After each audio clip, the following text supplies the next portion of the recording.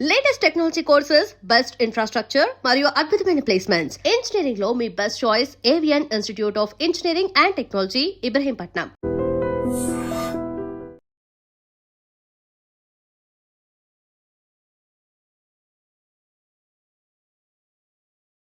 Hi నమస్తే, welcome to iDream media. నేను మీ రొద్దం శ్రీనివాస్. ఇవాళ జాతీయంగా అంతర్జాతీయంగా చాలా పరిణామాలు జరిగాయి ముఖ్యంగా ఈ 4-5 రోజులుగా. అందులో ముఖ్యంగా మనం ఎలా అంటే అమెరికాకు భారత్కు చాలా విడదీయరాని సంబంధం ఉంది, రాజకీయంగా, సామాజికంగా, వృత్తిపరంగా. సో అలాంటి దాంట్లో అక్కడ ఒక H1B వీసాలది చాలా అసలు ట్రిగ్గర్ అవుతుంది చాలామంది భారతీయులు, ముఖ్యంగా సాఫ్ట్వేర్ ఇంజనీర్లకి. దానికి సంబంధించి ట్రంప్ రకరకాల నిబంధనలు, ఆంక్షలు అమలు చేయాలని ప్రయత్నం చేశాడు.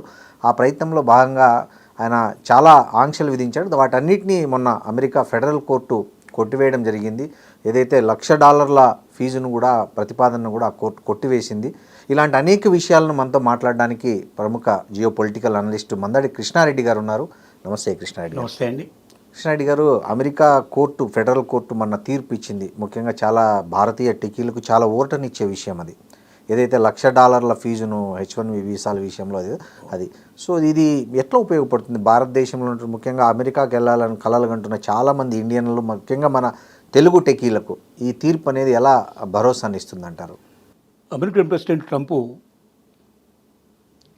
వలసదారులని వీలైనంత వరకు అమెరికా నుంచి పంపించే వేయాలని రకరకాల ప్రయత్నాలు మొదలుపెట్టడంలో, దాంట్లో భాగంగా H1B వీసాలు సులభతరంగా పొందడానికి వీలు లేకుండా కఠినతరం చేయాలనే ఉద్దేశంతో మామూలుగా $185 ఒక అప్లికేషన్ పెడితే అయ్యేటువంటి పనిని $1,00,000 ప్రాసెసింగ్ ఫీజు పే చేసిన తర్వాతనే మేము యాక్సెప్ట్ చేస్తాము అని H1B వీసాలకు ఒక పెద్ద అడ్డుకట్ట వేశాడు.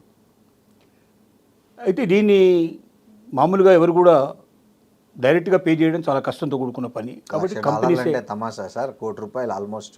కంపెనీలే డైరెక్ట్గా పే చేసే ప్రయత్నం వస్తున్నాయి. కానీ కంపెనీలు కూడా ఎందుకు చేస్తాయి? అవతలి వాడు $1,00,000 పే చేసేసి ప్రాసెసింగ్ ఫీజులోకి వెళ్ళాలంటే అవతల వాడు కోట్లు సంపాదించి ఇవ్వగలిగేటువంటి హై ఎండ్ జాబ్స్లో మాత్రమే కంపెనీలు ముందుకు వస్తాయి, సాధ్యం అవుతుంది. మిడిల్ లెర్నింగ్ ఎంట్రీ స్టేజ్లో మాత్రం అసలు సాధ్యం కాదు. కాబట్టి వాళ్ళు కూడా చాలామంది వెనక్కి వెళ్ళిపోయారు. దీనికన్నా మనం అమెరికన్స్ని తీసుకోవడం మంచిది, అనవసరంగా బయట వాళ్ళని తీసుకోవడానికి ఇంత డబ్బు మనం ఖర్చు పెట్టడం అనే ఉద్దేశంతో చాలామంది విత్డ్రా అయ్యే పరిస్థితి. ఉద్దేశం కూడా అదేనేమో, పెట్టడం వెనక ఉద్దేశం కూడా అదే. అమెరికన్స్కే జాబ్స్ ఇవ్వాలి, బయట వాళ్ళని పూర్తిగా డిస్కరేజ్ చేయాలనే ఉద్దేశంతో పెట్టాడు. సరే, దీనిలో కాంగ్రెస్ లోపల దీన్ని బిల్లును ప్రవేశపెట్టడం జరిగింది. ఒక సభలో ఇది ఓడిపోయింది. ఇంకొక సభకి వెళ్ళాలి, మళ్ళీ మొదటి సభ కూడా తీసుకురావడానికి వాళ్ళు ప్రయత్నాలు చేస్తూ ఉన్నారు. అది అక్కడ ఆగిపోయి ఉంది. కాంగ్రెస్ అంటే అక్కడ పార్లమెంట్. అవును. తర్వాత బోస్టన్ అనే స్టేట్ లోపల అక్కడున్న ఫెడరల్ కోర్టు మొన్న తీర్పు ఇచ్చింది. ఈ తీర్పులో ఏం చెప్పిందంటే, ఇది ఫీజు లాంటిది, ఇది ఫైను. అంటే ఒక రకంగా ఫైన్ వసూలు చేసే ప్రయత్నం చేస్తున్నారు. ఒక రకంగా మీరు వాళ్ళ దగ్గర సుంకాలు వసూలు చేసే ప్రయత్నం చేస్తూ ఉన్నారు. మీరు ఇట్లా సుంకాలు, ట్యాక్సెస్కి ఇట్లా వసూలు చేయాలంటే ఖచ్చితంగా కాంగ్రెస్ ఒప్పుకుంటే తప్ప, 2 సభల్లో నెగ్గి టోటల్గా బిల్ పాస్ అయితే తప్ప ఇది సాధ్యం కాదు. కాబట్టి బిల్ పాస్ కాలేదు కాబట్టి ఇది నెగ్గే అవకాశం లేదు. కాబట్టి ఇది ఇల్లీగల్ కింద నేను కాంటాక్ట్ చేస్తున్నాను అని చెప్పి కేసు కొట్టడం జరిగింది. అయితే ఇదేంటంటే బోస్టన్ అనేది ఒక స్టేట్ మాత్రమే. ఈ స్టేట్ ఫెడరల్ కోర్టు అనేది దేశానికి మొత్తానికి వర్తించేటువంటి అవకాశం, జిల్లా మేజిస్ట్రేట్ కోర్టు లాంటిది, అట్లాంటి ఒక రకంగా హైకోర్టు అనుకోండి. ఒక రాష్ట్రానికి సంబంధించింది కాబట్టి మిగతా రాష్ట్రాన్ని ఇట్లా వర్తించాలంటే ఇది మళ్ళీ పైకోర్టుకు దీన్ని అప్పీల్ చేసుకునే అవకాశం, రెఫరెన్స్ ఉపయోగపడుతుందేమో అంతే. ఇప్పుడు దీన్ని వెంటనే పైకోర్టుకు మూవ్ చేస్తున్నారు. రెండోది కాంగ్రెస్లో కూడా ప్రయత్నాలు జరుగుతూ ఉన్నాయి. ఒకవేళ కాంగ్రెస్లో కూడా బిల్లు ఓడిపోయి కోర్టు కూడా చెప్పినా కూడా అమెరికన్ ప్రెసిడెంట్కి కొన్ని పవర్స్ ఉన్నాయి. ఆ పవర్స్తో కూడా తను కావాలనుకుంటే నెగ్గించుకోవడానికి అవకాశాలు ఉన్నాయి. ఎందుకంటే మన దేశంలాగా కాకుండా అమెరికా ప్రత్యేకమైన పరిస్థితి ఉంది. అసలు జడ్జెస్ని పొలిటికల్ పార్టీలు నియమించుకుంటాయి, ప్రెసిడెంట్ అపాయింట్ చేస్తాడు జడ్జెస్ని. ఎక్కడ మనకు మీరు ప్రపంచంలో ఇంకా ఏ దేశంలో మీరు చూడరు, అమెరికాలో తప్ప ఇంకెక్కడ సాధ్యం కాదు. జడ్జిని అంటే నీకు ఎవరు తెలిస్తే వాడిని జడ్జిగా నువ్వు పెట్టుకుంటావు. ఎలాంటి తీర్పు ఇస్తాడో మనం ఊహించవచ్చు. అసలు ఇప్పుడు ఈ జడ్జి కూడా, బోస్టన్ జడ్జి కూడా ఎవరుతున్నారు, బరాక్ ఒబామా టైం లోపల నియమించినటువంటి జడ్జి అవుతాను. సో అందుకే నెగిటివ్ వచ్చిండొచ్చు మేబీ. సో కాబట్టి ఏంటంటే వాడికి వ్యతిరేకంగా ఉండేటువంటి జడ్జి కాబట్టి అది ఇచ్చాడు నెగిటివ్ అని చెప్పి అనుకుంటారు.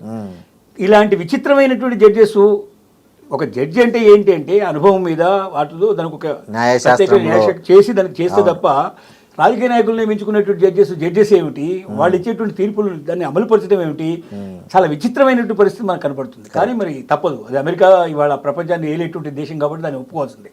అయితే ఒకటి తీర్పు వచ్చినంత మాత్రంలో సంకలు కొట్టాల్సిన అవసరం కానీ దీనివల్ల ఏదో భారతీయులకు ఏదో వచ్చి పడిందని అనుకోవడానికి వీల్లేదు.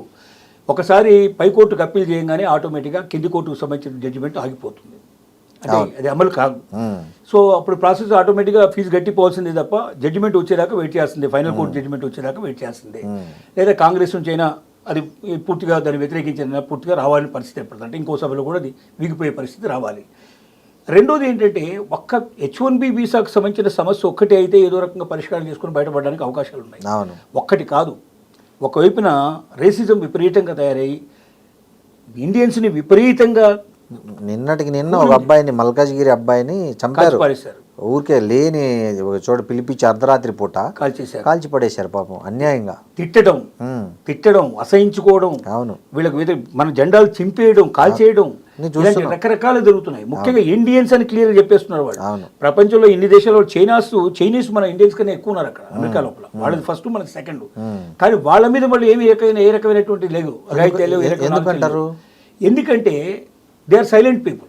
ఓకే, ఇప్పుడు మన వాళ్ళు సైలెంట్గా ఉండరు. ఎక్కడికి పోయినా సరే ఒక ఇంటికి 2-3 సంఘాలు పెట్టేస్తారు.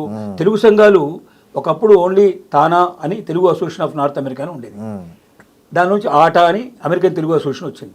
ఇప్పుడు ప్రతి స్టేట్కి ప్రతి టౌన్కి కనీసం 10, 15, 25 మినిమం తెలుగు సంఘాలు తయారయ్యాయి.